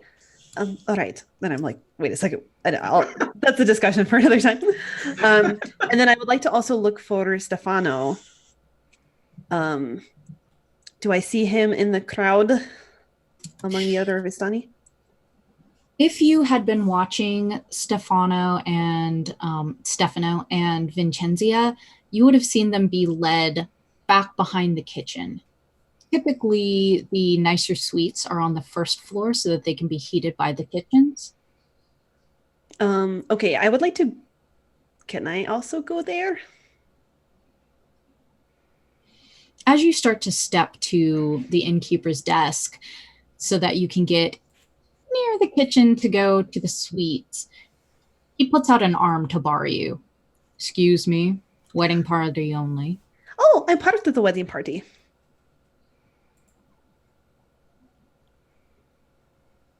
I'm part of the wedding party? He squints his eyes. There's something about him that gives you the impression that he doesn't know much about Vistani, but he is suspicious of you, so I am going to need a persuasion check. I'm a cousin of the groom, and I'm also playing music, Mm-hmm. and I'm going to be a dancer in the wedding ceremony. Name? Tasha. He goes down a small bit of parchment and looks. He's, I don't see you. Well, my last are there last names on there as well? Do I know Stefano's last name, by the way? Like, was I that? don't know Stefano's last name. Vincenzia's poster only had her first name. I mean, I'm part of, I'm Vicendia, can verify that I'm her niece. Give me just straight persuasion. He has a list, so he doesn't believe you, but he also doesn't want to get on Vincenzia's bad side. 13. He sort of grits his teeth and he's like, not without Vincenzia saying so. Are Vincendio and Stefano within 120 feet? They are. I'm going to cast message because I don't have to see them to do that. Okay, you don't have to see them. Go ahead. I will. I'll ask Stefano. I'm like, can you come up here? I'm trying to get into the back room to talk to you, but they won't let me. Will you come say that I'm your cousin? Constantina? Yes. Also, don't call me Constantina. Call me Tasha. This is a little rude. Yeah, I know. I'm sorry. I wanted to talk with words to you and not, in your head. But can you come up and help me, please? All right. Well, I'm getting fitted, so it will be a few minutes. Can you ask your mother? I think that we're in danger. So I'm trying to be proactive. I took a picture of your mother off the wall. Oh, off the wall of fame? Yes, they were wanted posters. There's a price on her head and mine, although the picture isn't me, and I don't understand what that's about. But it's my name, so I don't want to say that my name is Constantina. You don't hear him laugh, but you get this sort of like overwhelming feeling of mirth. I'll be up there in a few minutes. Just give me a second. Is this place dangerous? Because I told my friends to not call me Constantina, but if that's not going to be a problem. It's probably better if you go by suited him. I'll be up there in a few minutes. We'll talk when I'm up there. So I'm sure that I'm emoting all of this very obviously to the person that I'm talking to. Even though the whole conversation's in my head. The innkeeper watches you, but is sort of, this must be a Vistani thing. I don't understand.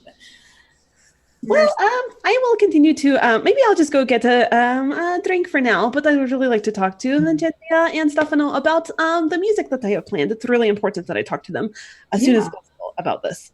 Absolutely. After a few moments, Stefano does come up. His shirt is all the way to the side. He doesn't have a sleeve. There are pins in the side, and he's just grabs your wrist, nods curtly at the innkeeper, and pulls you back into the main suite.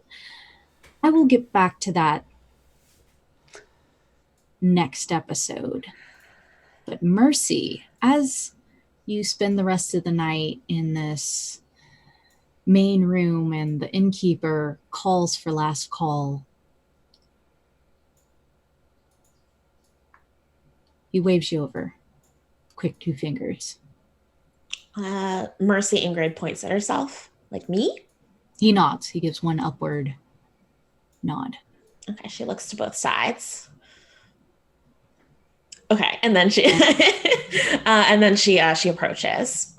And your bill. What do you mean? Slide you a folded piece of parchment. Mercy goes, oh, I don't have a bill. I don't know what this is about. And she just picks it up. All you see is a very delicate script that says Mr. Dory's Warehouse. And she says out loud but quietly, oh, it is a secret note. Okay. I expect this paid at dawn. Yes. And she winks like a really obvious wink, and it's actually kind of more of a blink.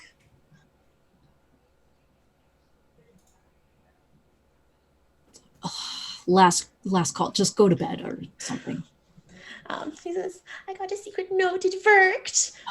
She starts skipping up the stairs. Yeah, you can hear him sort of muttering to himself. It is as he is wiping down the last few rings from that bar. Lazarus, you are the only one left in this room when another constable bursts through the door and Viscardi. I don't think there could be anyone else to deal with this other than him. Because, what? Fine, he says, and he gets up his chair and he picks up his coat. And you recognize this constable, one of the constables from the merchant ward. And he pulls you to the side, just outside of the door of this nameless inn.